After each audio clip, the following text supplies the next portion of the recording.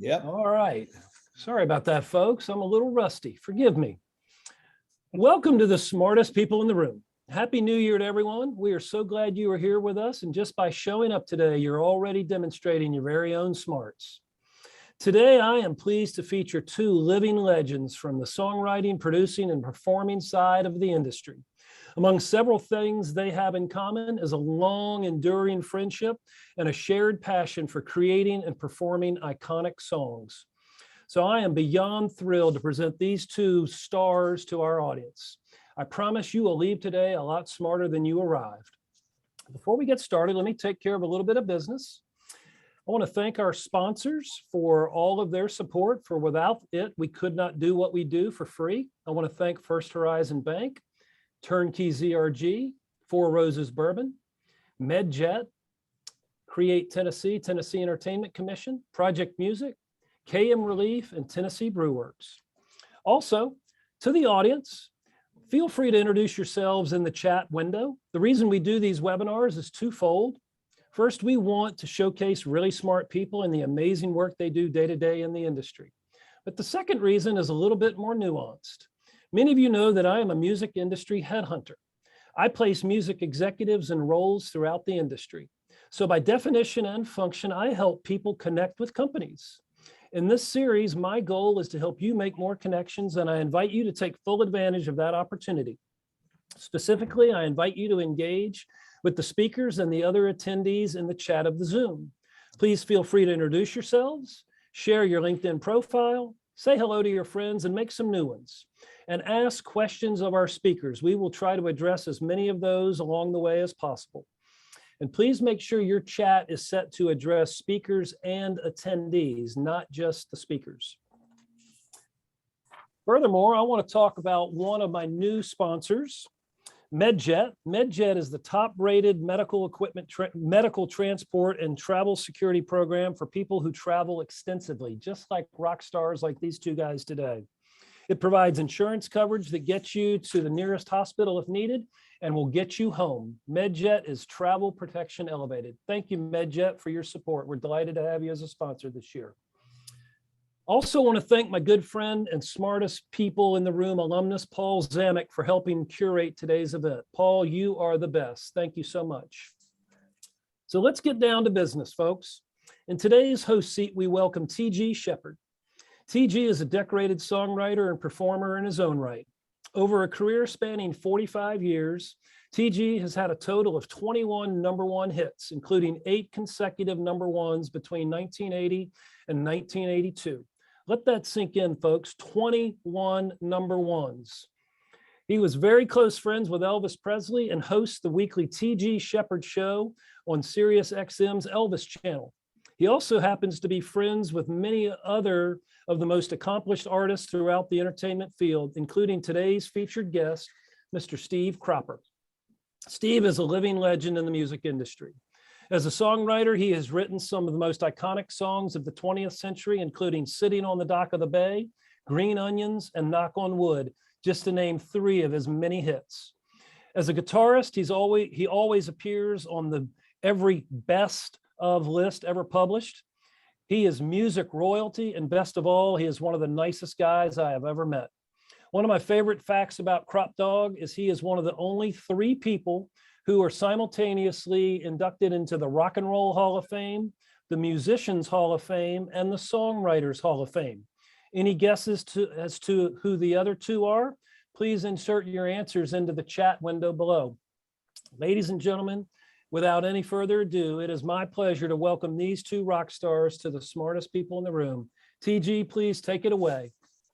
Well, it's great to be in the room here with a man that I have known for between 50 and 55 years, Steve Cropper. Steve, how in the heck you doing?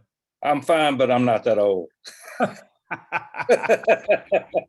So I've always said, you live, you die. When I die, I'm gonna die young. 50 to 55 years goes by awfully quick. I got to put on my glasses here now because I made some notes here. First of all, I'm leaving mine on. I want to congratulate you, Steve, on your Grammy nod for Fire. Appreciate it. I mean, when I saw the nominations come in, I went, okay, it's been too long since Crop put an album out. And I've truthfully got to tell you this, Steve, that after listening to the album, I don't know how many times I've listened to it, a lot. It is the finest piece of work out there. It's one of the, and then the reviews that I keep reading, and people are bragging and saying it's one of the finest albums ever. So, I mean, how you got to be excited.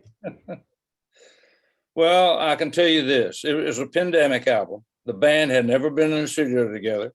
They didn't record together. They got together briefly a few months ago to do a live performance, and that was about it. That's the first time we ever met each other. Now, the drummer I've known for a long time. I've sat in with him at different clubs, and he's still playing. I saw him last night, believe it or not, playing the band, Otis Jackson. Yeah. And but some of the other guys, you know, I never heard of Roger Real. We didn't cross paths. He wasn't in the country, wasn't in R&B, so that's why we didn't cross paths. You know, Tom talked about being one of the few people that have the bragging rights of saying that they're in more than 3 Hall of Fames: Rock and Roll Hall of Fame, Rhythm and Blues Hall of Fame, Songwriters Hall of Fame. The night that you were inducted into the Hall of Fame, who inducted you on that night? I'm curious. That is a good question. I say, you know, I don't know. They did put us on camera though. Yeah. And we were at the Grammys. We were all there. So, and we talked with some of the comedians, some other people that were there, some of the stars. I don't remember who actually inducted us. Yeah. I really don't remember that. Maybe somebody does. I don't know. I have to research it.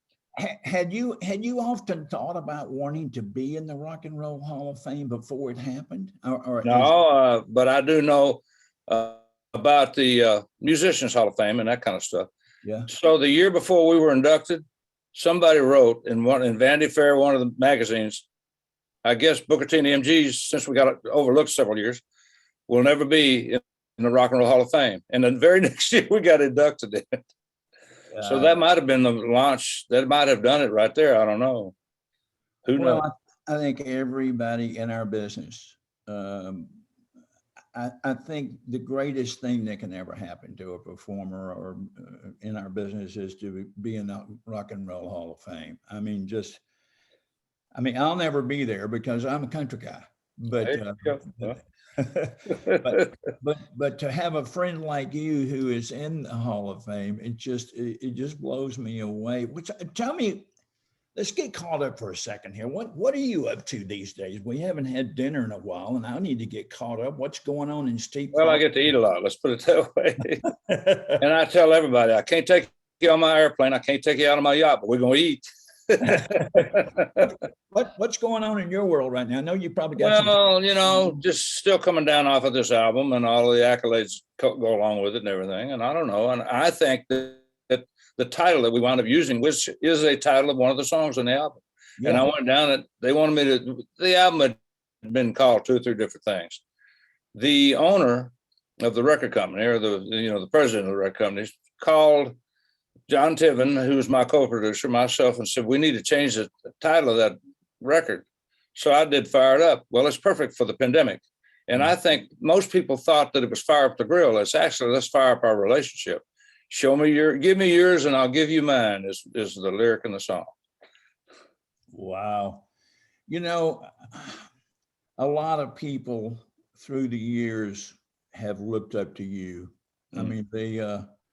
I mean, gosh, you've done it all. I mean, there's nothing you haven't done. Who are the people that you look up to?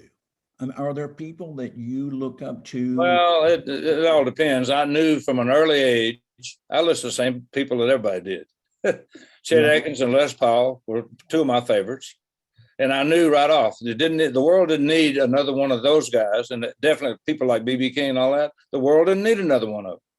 That is not necessarily what spurred me on to do what I did. I just created my own style and stayed with it. It always worked. And I give that credit to Chip's mama. Really? Chip said, I told Chips one day, I went to him and I said, man, I've been called to do the session.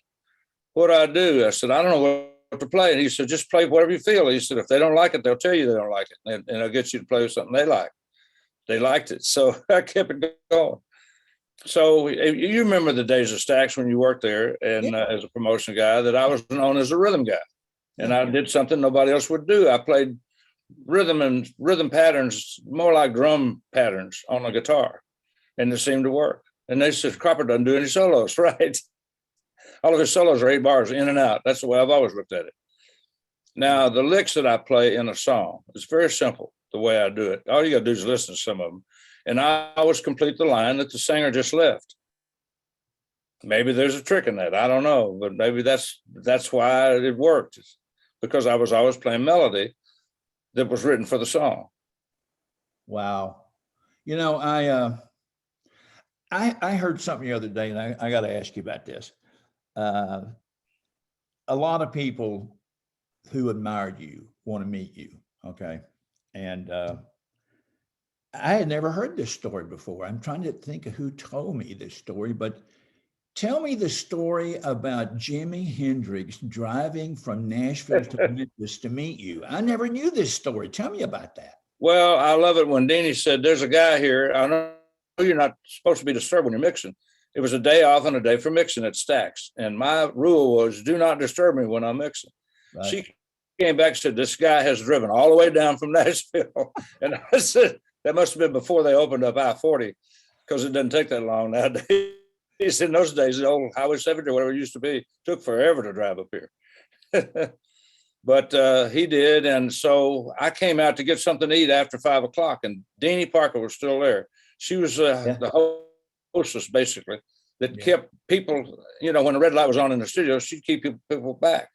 And she said, that guy that came down to see you, that you said you didn't have time to see him? And I said, yeah. She said, that's him across the street eating a cheeseburger. I said, well, I'm going over there now. So I introduced myself and say hello.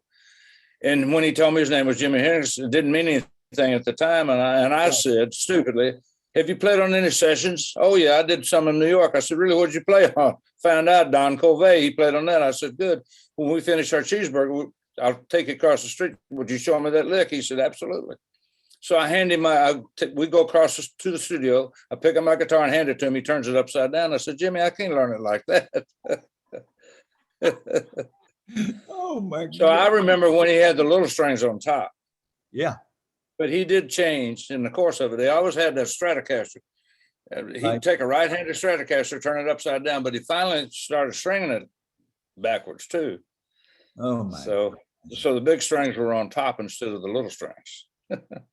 Our tuning never did change. I said, Albert, how'd you come up with that tuning? He said, that's the way it was when I picked it up at my uncle's house. Oh my God. Leaning against the wall, against, you know, the sun coming in the summertime, and then the strings went down.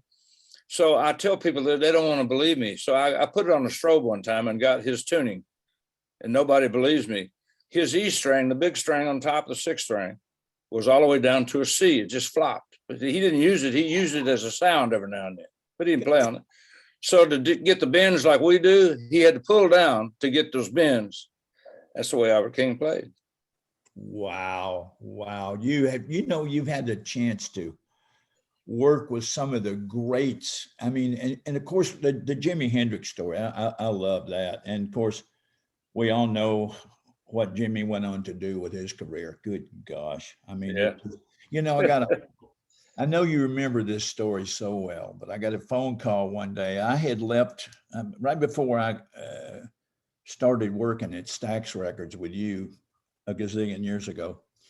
I was working at Hotline Record Distributors. You remember Hotline Record Distributors? Absolutely. Jim Crudgington. Jim Carruthers. Yeah. Somebody emailed me recently about Don Burt. Yeah, really? I have not heard that name in 50 years. Either. Oh my God. Don was one of our running buddies. From his wife, so. She sent an email. I get a phone call one day at Hotline Record Distributors from a guy in California with a record label. And he said, there's a guy coming to Memphis on his honeymoon. He just got married. And he is coming to Memphis just to meet Steve Cropper. And I know that you and Steve are friends. And he said, is there any way that you can pick him up at the airport and take him to meet Steve Cropper? And of course, I called you and asked you about it. And you said, yeah, bring him on.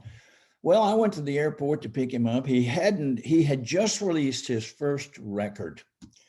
And of course, we both remember what that was. And so I pick him up at the airport and I drive him over to Stax Records, and you're in the control room doing something.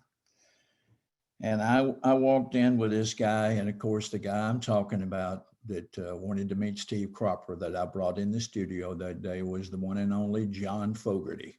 Absolutely. And he had just released Susie Q. Oh, Susie Q. Remember that song? Oh, Yeah, I do. We played it in the control room and I flipped over it. I thought it was one of the best things I'd ever heard. And that was an exciting day. And it's got to be a great memory for him. I mean, it is. You know what I didn't know at the time, never knew that we were going to open for him one day.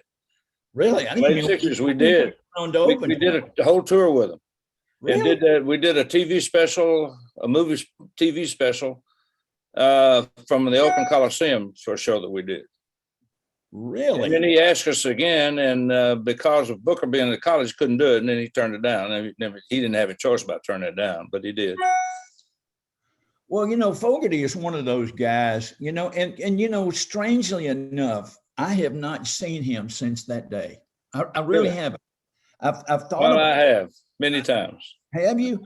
I have thought about reaching out to him and maybe get you and he on my Sirius XM radio show on Elvis Radio, and maybe have a little gathering of the three of us on there Okay. for an interview. Well, I know he'll do it. He'd be more than happy to do it. So I don't even know if he even remembers Bill Browder. I mean, we'll figure it out. Don't worry about it.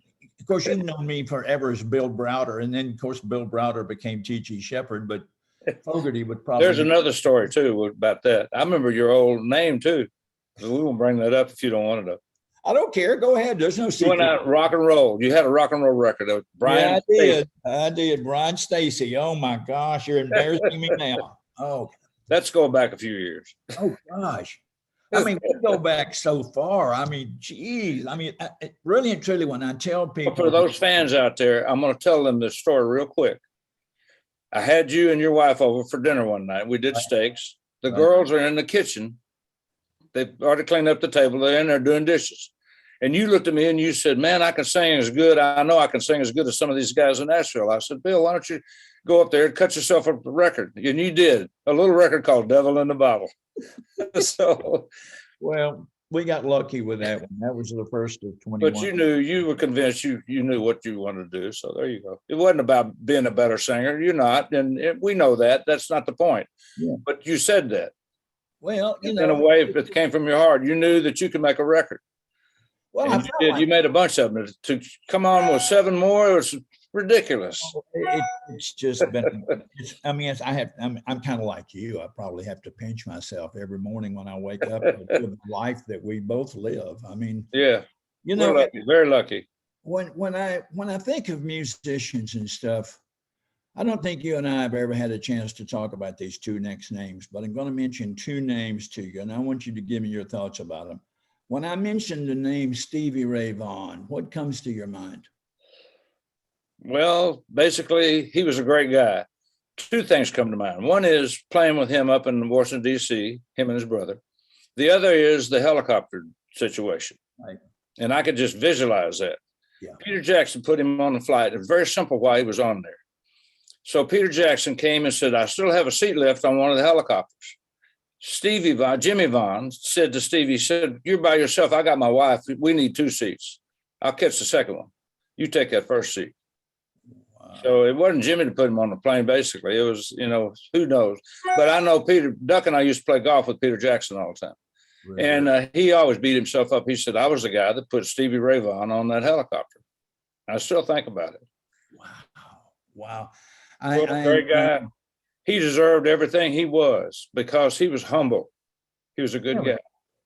You know, I often wondered what kind of guy he was because, I mean, to watch him play, he played with such passion and such feeling. You know, I'm going to mention another name. When I mention the name Joe Bonamassa, what comes to mind? The first time I met him in the big room across the hall here. Really? Yeah. What about that? So Eddie Gore, our engineer here at the studio, said, you know, Joe Bonamassa, have you ever met him? I said, no, I haven't, but I knew about him. And he said, well, he's over doing something in Studio A, and he might have been cut, but anyway, he was cleaning up, and we walked over there and said, Joe, this is Steve Cropper. So I got to meet him. Pretty cool guy. Now I listen to his radio show every now and then, and he's got a lot to say. He really knows his business. He knows his records. You know, somewhere else, you and I never talked about this before either, but Did you ever get a chance to, I mean, you worked with so many iconic names in the business. Did you ever get a chance to work with Ringo? From his first time, yeah. Really? The thing is, Ringo called me. He was on tour in Australia, wanted me to be in his band when he got back to the States. That never happened. You know, I don't know why. I've never asked him, and I've seen him all the time. I don't see him all the time, but every now and then. He always recognizes me when he sees me. He's always usually with Barbara, his wife, Barbara Bach. Yeah. So, you know, he's a great guy. Just a regular, they're always regular guys. So I've met all of the Beatles. I'm very fortunate. Like you met Elvis, and I met all the Beatles and Elvis. So there you go. Yeah. They're just regular guys. Yeah, but, they all put, like you say, they put their pant legs in one at a time. Everybody puts their socks on pretty much the same way. Are you wearing socks these days? I didn't know. That's a good one. I remember years ago, Ronnie Stewart. I'm going back now, really back. Ronnie Angel, Ronnie Stewart. Ronnie Angel. You had the studio. There was a studio that y'all had there. TMI. Yeah. Did I remember one day you were working in there with Rod Stewart? Did Rod Stewart? No. He never came to Memphis. Tower Power, maybe. Did you work with Rod Stewart somewhere along the way? Jeff Beck, a lot. No. Well, I did work with Rod, with Tommy. We cut most of that stuff either at Wally Hyder, which is where Tonight's the Night was cut. And really? Some of the other stuff, we flew the band out and cut in Clover with Al Jackson and Doug Dunn and myself. And then the rest of it was done in Muscle Shoals. Tommy called me, and I thought we were done. He called me and said, "How soon can you get to Muscle Shoals?" I said, "I don't know. I'll catch the next thing smoking." I got to Memphis and found out I couldn't rent a car. I went to rent a car to drive to Muscle Shoals. My driver's license had expired. I had to go down, take a test, and do all that thing. Got it all done in one day and got down there that night before the session the next day. Oh my gosh! You mentioned a few minutes ago about the days when I worked at Stax in promotion, and you know, gosh, we had such great acts, and you of course worked with all of them, from Eddie Floyd to. I still say Johnny Taylor was our best singer. You know what? I agree. And I say that in front of Eddie Floyd, and Eddie knows his limits. He's a great songwriter, great singer, great entertainer. One of the best entertainers I've ever seen. When we worked that record, Who's Making Love, that was a monster record. Oh, big record. Yeah. Oh my gosh. And then of course, Rufus and Carla, and gosh, I mean, all those great days at Stax. And of course, Booker T and the MGs was just on fire. I was working all of this stuff with you and Booker and Duck, and I mean, it was just an exciting time for me to be able to work those records. You know, when I talk about Booker T and the MGs, one song always comes to mind, and Kelly was playing it here in the house this morning, Green Onions. The guitar lick, the guitar riff in that song, how did that come about? Well, the way it came about on the intro, I was doing it in the middle, and Jim Stewart was the engineer that day, the owner of the company, and he said, "Steve, you know the thing you're doing in the middle of the song?" I said, "Yeah." He said, "Why don't you put that on the intro? And when it comes to that 8 bars in the middle of the song, just play a solo." Yeah, right. So if you listen to the record, I do a lot. I hear it every time. When I start my solo, I'm so loud. He grabs the pot. He almost turned me off. And he slowly sneaks it back up. And that was the take. So wow. It is what it is. You know, let's see, interesting question from the audience. I just got a, Steve, prepare for rehearsals from the artist. What is the process for rehearsing when you're working with an artist? Is that what you were asking me, Tom? I'm trying to think here. Well, I'd like to say we don't. We rehearse for a show, but we don't rehearse what we're going to record. Right. We might rehearse it in terms of everybody learns the chord changes, and then we turn on the red light and go from there. But what we've learned since then is to turn on the red light right off the bat, because guys will play stuff that never play again. You know, how many times have you cut monster records and I think sometimes you can get to the point to where you record them so many times over and over trying to improve that you lose the feel, and you wind up going back to that very first cut because there was magic in that. Well, you know, I think Green Onions was number 3, and so was songs like Soul Man. Yeah. I get asked every now and then in an interview, what's the hardest session you ever played on? And I say Soul Man. And they go, well, that shouldn't be hard. I said, well, it was hard to this extent. When I do that high lick that when Sam says play it, Steve, I'm using a Zippo lighter and playing it like a steel lick. Wow. I had to keep that lighter balanced on my leg so it wouldn't fall off. I couldn't dance. That's the first Sam and Dave session I ever played where I wasn't able to dance. Usually I'd get up and start dancing around the room, and everybody'd say, man, it's a hit, Cropper's dancing. You know, you really and truly can't talk about Stax Records without mentioning the one and only Otis Redding. Of course, left us way too soon. And of course, you had the opportunity to be very dear friends with him and work with him on how did Sitting on the Dock of the Bay, writing that song, how did that come about? Well, he started it at Bill Graham's boathouse in Sausalito. Really? And when I listened to the song, the part that I didn't write that he wrote, he talks about the ships. I watch the ships come in, I watch them roll away again. He wasn't talking about ships, he was talking about ferries. Really? And I got to thinking about it. I said, he stayed on Bill Graham's boathouse.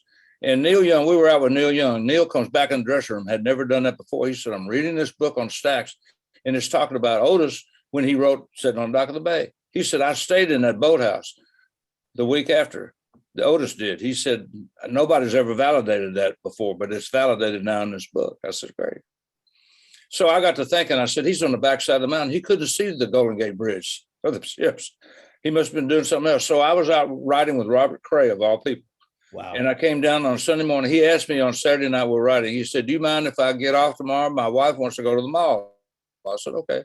So I get up at the Marriott Hotel and I go down. I said, where's breakfast? They said, well, we don't have a restaurant here, but there's one across the street and we'll show you how to go under the freeway. I said, okay, there's a tunnel. And we went over there and I'm watching, it was about noontime when I got over there. So I was having a cheeseburger and I'm watching these ferries come up from Oakland to Sausalito, and they'd pass. And I went up to the glass, started watching them. I said, that's what Otis was talking about. I watched the ships roll in, they roll up a big wake. And when they go to take off, they let people off, people in the cars off, and then they roll back out again when they go across to get more people. So he was actually talking about ferries as ships. And in my act, I say, I got to watch saying the word ferry these days. Hey, what kind of guy was Otis? I mean, I never. It's hard to explain. I always looked up at Otis as an older brother, but he wasn't. We were the same age. So if he was still alive today, he'd be the same age as me. Really? But he did all of that from the time in about 63 to 66. In about 3.5 years, he did all that. And I always looked up at him as an older brother. When I saw his obituary, I said, there's no way we could be the same age. He was always wiser, older than me. I always looked up to him. And we hung out one time. We went up to do a show. I went up there to produce a show with him, and he didn't do it at the Apollo. And for some reason, they had a mix up on bookings, and he didn't do it. So we hung out in New York for about 3 or 4 days. What a great guy to hang with. He knew everybody. He just knew that street like it was his own. I never went to a show at the Apollo. How was it going to see people perform at the Apollo back in that day? Well, it was pretty crazy. I wish I had been there for the James Brown at the Apollo. We listened to that record over and over and over, and I could visualize because I had not been there before, but we finally did get there. And that's a great place to play. I mean, it's just an old theater, but the audience was so into the music and the artists. That's what was really cool about it. And back on Otis again, there's 2 people in my lifetime that I have run across that sang a song like it's going to be the last time they'll ever sing. And that's Rod Stewart and Otis Redding. Really? And I say this in all due respect to Rod. I said, Rod knows that he's going to go home that night and change the lyrics and come up with a whole new idea for it. He just wants to get that track, but he would sing like it was the last song he was ever going to sing, so the band would understand what the music to play. And wow. A lot of guys don't do that. They'll send in ghost singers or no singer at all. Oh, artist can't be here today. He's getting ready for a show tonight or something. That happens all the time, or happens a lot in LA, but not when we were recording. Gosh almighty. That's a great story right there. I mean, I wouldn't think that those two people would have that kind of thing, that you would think they'd have that. Yeah. I mean, that's the connection I get. I know they were totally different, but they did. They took on a song like it was the last song they were ever going to sing. Wow. That's the mark of a true professional that does that. I mean, really, truly. And for those Rod Stewart fans, if you want to know, I told you already that we cut Tonight's the Night. Yeah. All Star would play bass on that. We cut it at Wally Hyder out in LA. Some of the other songs, First Cut Is the Deepest, Sailing, and some of those others, we cut in Muscle Shoals. And then later I played on some other albums where we did the Ballad of Georgie, I think it was called, or something like that. We cut that at Cherokee. I mean, Cherokee Studios. Wow. But he was something else, and we're still friends. And I was at a BMI thing a couple of years ago before the pandemic, and I met his two daughters. And they came up and said hello, and that's pretty cool. Wow. Yeah. You know, many years ago, I mean, really and truly, you and I could talk for days and still never get caught. Many years ago, I called you up one day and I said, "Hey, Steve, come on and go out on the road with me and get up and play guitar on my hits." And I remember, if I remember correctly, Steve, our first stop was at the in North Carolina State Fair. And it was a huge crowd. And if I remember correctly, it was a glass building, the glass ceiling or something. I forget in there, but the acoustics were incredible. And it was your first time to be on stage with me on tour. And my band, first of all, has never been the same since then, because you absolutely made their life. That I didn't know. I do remember riding in the back of the police car. Yeah. They put us in that. Yeah. The fans followed the bus. Right. And in the police car, we got in okay. But I remember that day, that first show on tour, when I entered. I mean, people at that point was starting to recognize you, and they kept looking, and we were around the middle of the show, and then I start to introduce the band. And when I introduced on guitar the one and only Steve Cropper, it was like Elvis had come back to life. I mean, them people went bananas. I mean, they went crazy because you were standing on stage with a country artist, and you've had all this rock and roll and rhythm and blues and so many influences in your music and your life. My fans were totally freaked out. I still get people to this day will send me mail. Yeah, that's amazing. Are you enjoying country music still? Of course, you know, you live in Nashville. I live here now. I have really been enjoying it. I don't play it a lot. So I realized that Billy Burnett and I wrote a song years ago in LA. I said, I'm listening to the Bluegrass Channel. And I said, I know that song would fit into bluegrass. So I called Eddie and I said, put together a bluegrass band for me. He did, and we cut it. And I had Billy come over and listen to it. He said, holy mackerel. The other thing is I came off on not on the Billboard charts, but I came off a #1 record on Bluegrass Now charts. Yeah. That I wrote with Irene Kelly and Justina Kelly, her daughter. Right. Gee. Called Anything to Help You Say Goodbye. Wow. Gee. It was a good one. You know, when you think of songwriting, you think about so many of those monster hits that you were involved in writing. I mean, that has actually altered the face of music through the years. A little bit, yeah, I guess. So I'm told. Writing was just. That was not the intention to alter anything. I was just doing my job. You made it a better business because you're. Well, I got that from Donald Duck Dunn, our old buddy. He said, he would sit down on a session. He said, we're not going to make work out of this, are we, boys? So I thought of that. The other thing is, when I go on stage, I look down at my guitar, I said, if you don't perform tonight, you're going to be firewood in the morning. It always works. I love that. Oh, God. For some reason, it's been working all these years. So I don't know. I'll keep using it. When you They said, when are you going to retire? So when when they're unable to wheel me up to the mic. Oh my gosh. I mean, Right now, I don't have to be wheeled up, but no, you and don't. I love performing. That's my thing, and I learned a lot from Eddie Floyd and Rufus Thomas, people, the greats that you mentioned their names. They taught me everything there is to know about performing in front of an audience. And I admire guys that play all this great music and all. I admire them. I really do. But they just stand there and play, thinking that's the only thing that's going to get them over. Going, well, not really. You got to do a little more than that. When I think of some of the songs, of course, you always in the midnight hour always comes to pass, because we've all heard that song in the bars. I have forever in my life when I was starting out. Was that a very fast song that came to you when writing it? Was it quick, or did it take a while? No, it was pretty much the tempo it was. But Jerry Wexler was on the session that day, and he was doing the jerk. We call it shadow boxing. He was doing the jerk like that. We thought it was shadow boxing. We didn't know that was a new dance he picked up out of New York. So I had something else on the guitar I was going to play, and I was playing it. And he said, "Cropper, you know that thing you're playing?" He said, "Just play backbeats." So I did. And Tom Dowd thought it was so strong that he flew Al Jackson up to New York, because they had an 8-track up there. Took our mono, dubbed it down on the 8-track, and had Al play backbeat. I don't know how many takes it took.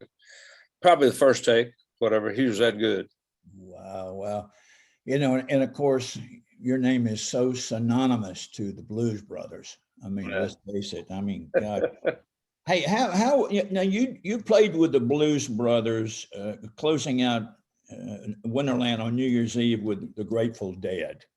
Is that true to say that you were? Absolutely, Bill Graham's New Year's Eve show. Yeah. Now, when you talk about the Blues Brothers, how did it come about that you wound up in the Blues Brothers band? How did that? I tell the story a lot. We had done 2 world tours with Levon Helm. Right. And Levon used the Saturday Night Live horns. Right. So when Steve Martin went to John Belushi and said, "I've got these shows booked," he had the hit record King Tut at the time. And they booked nine dates, I think, at Universal Amphitheater. He said, "I want you and Danny to open for me." And John politely told him, says, "Dan and I don't do stand-up comedy live. We just don't do it." He said, "I don't care what you do." He said, John says, "Can I play music?" He said, "If you want to put a band together and play music, fine." So what's he do? He goes to Tom Bones Malone, who was the captain at the time of the Saturday Night Live horns and everything. He goes to him and says, "We've been asked by Steve Martin to open these shows for him. Should we take the whole Saturday Night Live band?" And Tom Bones Malone, trombone player, said to John Belushi, "You better get Dunn and Cropper. They're old road dogs." I don't know where that came from. We're not old road anything, but it seemed to work. That's put us in the band. Oh man, I'm telling you that. I remember seeing the Blues Brothers movie, and there you were. I'm going, gosh, not only is he a guitar player and a songwriter, he's now a movie star. Yeah. I mean, I don't know how you look in the mirror and shave every day with everything they do. Was it fun in that movie? Absolutely. Movie? Like I say, it's the most fun you'd have with your pants on. Buck looked at me and he said, "I could do this the rest of my life." I said, "Let's do it." It was so many years between the first movie and the second movie. Danny came around one day and he said, "We're going to do another movie." Great. 8 years later, we did. Oh, wow. Do you stay in touch? That was, I don't know how many years that was between movies. I think it was 17 years or something like that. Do you still stay in touch with Aykroyd at all? Oh, every now and then. He called me not too long ago and said, "I'm coming through town." I didn't know he was writing a new movie. "I'm driving through town. I'm on the outskirts, and let's go to dinner tonight." I said, "Okay." Wow. So we did. We went to dinner, and then we went to a movie afterwards.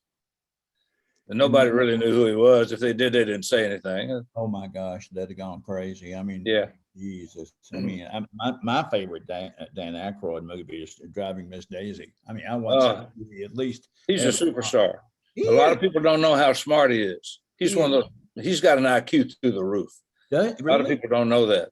He's one of those rare people that never forgets anything. When he gets ready to write a script for a movie, he gets in his car and drives to LA. When he gets out of the car, it's finished. Are you serious? I'm very serious. I think he married a girl from Sevierville up in East Tennessee, if I remember correctly. Yeah, Donna Dixon. back when I lived up in Gatlinburg for several years, he would come to town. There would be Dan Aykroyd sightings and Sevierville and Dollywood and all those Cool. Yeah. places there. I can't let the opportunity go by, Steve, without talking about one of our closest and dearest friends. And it still hurts me to mention Duck Dunn. You know, Duck was just, gosh, what can you say about Duck Dunn? I know y'all were. Well, I pay tribute to him every day of my life. Do you? He had something funny to say about everything. And every time I think of something funny, I said, I didn't come up with that. Duck Dunn came up with that. He said it first time. I think y'all were on tour when he passed in Japan, or were you? Yeah, we had just finished the night before, and he didn't get up that morning for the transportation back to the airport. So Eddie was across the hall and got a little concerned. So he knocked on the door, no answer. He said, "This is crazy." He came back up from downstairs, and Duck wasn't there. I'll go check on him. Okay. So he finds a maid and gets in the room and said, he called 911 immediately. Duck was sprawled out, and they worked on him for about 20, 30 minutes. And finally, the manager of the hotel turned to me and said, "He's gone. They can't bring him around." Wow. And you had to take care of getting him back home, didn't you? Well, that was tough. I know. I love Duck. You know, it's just through life, there's just those rare individuals. Like you said, his sense of humor was just off the chart. So I will tell anybody, if you're going to die, don't do it overseas. Die in this country first. Oh, really? Because your chances of getting home are very slim and none. You know, you wear so many hats in your career. You wear the hat of a producer, a songwriter, a guitarist, a actor. I mean, you wear so many hats. Which hat do you enjoy wearing the most, Steve, out of all those? I don't think about it. I just do what I got to do. You love it all. I treat everything the same. Really? I'm always giving myself to every project I do. And when we get through with this interview, I got something I got to overdub on, and you would know the name. And I've agreed to do it. Anne Margaret. I don't even know how old she is. I played on William, what's his name? Star Trek. William Shatner's album last time. He was 89 years old then. He just went up to space at 90 years old. I don't even know if I can talk about this or not yet. Maybe I'm getting the cart before the horse here, but I've been asked to do a duet with her on that new album. That's the album that you're on. Can you believe that? Well, no, I can't believe it. And the name I knew immediately. I've never met her. It doesn't matter. You know, I've never met William Shatner either. But I played on his album. He's the nicest guy. He sent us a letter that just would blow anybody's mind. William Shatner was on my show, my radio show, about a month ago, right after he had gone up in space. And who would have ever thought that Captain Kirk would finally get to go to outer space? And I had a long talk with William Shatner about that. And of course, here's a guy who's had a TV show on TV forever. I mean, he's just always had a series from T.J. Hooker to Boston Legal to Star Trek. I mean, he was always in a series. And I asked him in the interview, I said, "You've had so many series, acting." He said, "TG, I only do acting to support my horse habit because I love horses. And I got horses everywhere. He's got hundreds of horses. But and he rides horses every day at 90 years old. I mean, really and truly, he is an amazing human being. He really is." That's right. Good to hear. Any touring coming up for you in the next little while? Or I know nothing is planned now. Everything down. People say, "You're going to tour with this album?" I said, "If there's demand for it." But here's what we didn't know. We did this album right here, Fired Up, as a pandemic album. Nobody at the time knew that we'd have to do this again. And we're still in it. We may be out of it soon. I don't know, but it's 2022 and we're still in a lockdown sort of. Yeah. I'm still moving dates. I'm still touring every week. I leave this afternoon right when I get through with this to jump on a plane to Fort Worth. But also, we had a question from somebody who had mentioned Janice Joplin when she came to Memphis to rehearse. Right. And I remember being at Jim Stewart's house at a party one night, and I opened up the door. The doorbell rang, and I was the one that was nearest the door. And I opened up the door, and there stood Janice Joplin. Oof. I was totally in shock. I mean, Big Brother and the Holding Company. I promoted those records. I mean, how was it working with her? Well, she called Stax, and they put her on the phone with me. And the thing was, she was just breaking up with Big Brother. Right. And she'd been hanging out with Mike Bloomfield, guitar player. And I knew he was a big Staples Singers fan. I just knew that. Right. So we gave them Studio B to rehearse in for 2 weeks before that show. Wow. And they did the show at the, not the auditorium, but where the old football stadium. Man. Where Memphis State played basketball. Yeah. Isn't that the one out by the fairgrounds? Yeah. Yeah. Okay. Sure is. Do you miss Memphis? I have no idea. I wasn't on stage. We played as Booker T and the MGs that night. And I guess they opened for us. That was our New Year's Eve show, wasn't it? A Christmas show or something she came in for. Yeah. One, either Christmas Eve or New Year's Eve. And I can't remember now. And I've got pictures at home backstage of Booker T and the MGs in the men's locker room. But I don't remember whether it was New Year's Eve or Christmas Eve. There's nothing to tell you the difference. I've been to your house many times here in Nashville. And of course, I was at your home when you lived in Memphis. You like Memphis or Nashville the best? That's an odd question. I don't go there.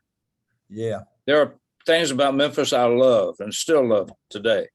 Yeah. There are things about Nashville I didn't know until I got here. I've been here a long time now. I've been here almost 35 years. I know. But before that, I lived in LA for 13 years. I had a full adult dose of that, as Levon L would say. A full adult spoonful of that stuff. I was at your house out there too. I mean, those were exciting years for you. I mean, you. Yeah. I want to say something about your house. You do invite me over to your Christmas parties, but it's always full of superstars, so we don't get to talk much. Bill, I hadn't seen you yet. We talk more at my house than we did at your house. Well, you know, you have a cavalcade of stars. When you come to my house, you'll bump into Paul Schaefer, you'll bump into Mac Davis, or you'll bump into John Rich, or you'll bump into a lot of people.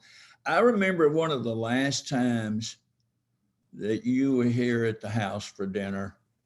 Mac Davis and his wife Lisa was over, and we went in the living room here, and he sat down with his guitar, and he sang us Watching Scotty Grow and Memories, which he wrote for Elvis, and so many great songs like that.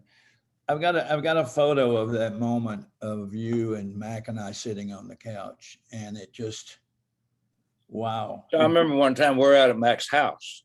And we were out in Mac's house. He said, you know, we're watching Scotty Grow, but he'd be 40-something years old now. I never thought about that. I had forgotten that we went out to Mac's house for dinner for that night. Yeah, that was a great house. We had a great time. It was a great house. Gosh, he was a great guy. And I'll tell you, somebody who really fell in love with him was my father-in-law. He was so impressed. Mac come over when he was out at the golf course one day and said, hello, remember meeting me? That kind of thing. That's how humble he was. Didn't he write a song about being humble? Oh, Lord, it's hard to be humble. Be humble. When you're perfect in every way. He did. Now, when you talk about a sense of humor, man, Mac was dry, but gosh, he kept me in stitches. But we were able to make some great memories with you and Mac and I and our beautiful wife. A lot of fun. And a lot of fun. Well, maybe today is the start of something new. Well, we maybe see each other more. Maybe we don't know. Maybe you're always out of town, though. You're always working every night. Well, you know what? I'm like you. I mean, I can't catch you in the country. I'll call Angel and talk to somebody at the house, and they'll go, "Oh, he's in Japan, or he's in Tokyo, or he's in Australia." I mean, you're a world traveler. I mean, God. So the Blues Brothers, I did that for 19 years overseas. People don't know what we were doing because they didn't see us over here, so they just assumed we weren't working. Oh, yeah. Every night we were working. 19 years. I never. I served with that band. And it all came about, we did a surprise birthday party or Donna put the band together to do a surprise birthday party for Aykroyd. We're coming off stage, and Louis looks at me and he said, "Man, that was a lot of fun. We got to keep this going." And we did for 19 years. Man, did you ever? Gosh, I bet those concerts with them had to be just hilarious. I mean, the crowds were gigantic, and they were Yeah. just, Oh, it was a lot of fun. There's no question about it. I miss it. I bet you do. And they're still working. They still work. And Louis lets me know, Louis Marini lets me know, he's a band leader, yeah. that he's doing. He went over to do something New Year's Eve, and they got one show in out of two. One of them because some of the guys had the pandemic or something, had the COVID, and they couldn't do it. So How have you dodged COVID, or have you? I don't think I have. I had it in the early stages of 2019. Yeah. And when they first came out with telling everybody, it actually came out in November. And I remember in November, we were up in Seattle, Eugene, Oregon, Portland, Oregon, doing shows. Kelly and I both came down with COVID, and then a few months ago, and this was after being vaccinated and having everything that you can have done to yourself to keep from getting it. And then my COVID turned into double pneumonia COVID. Oh, okay. Really got bad. And I can only tell you that I have a whole newfound appreciation for life and for my friends, because There you go. I mean, we're only a heartbeat away, all of us. I mean, I've said this so many times. Less than that. None of us are going to make it out of here alive. I mean, so enjoy. As far as we know, Richard Pryor said, as far as we know, nobody has ever survived death yet. As far as we know.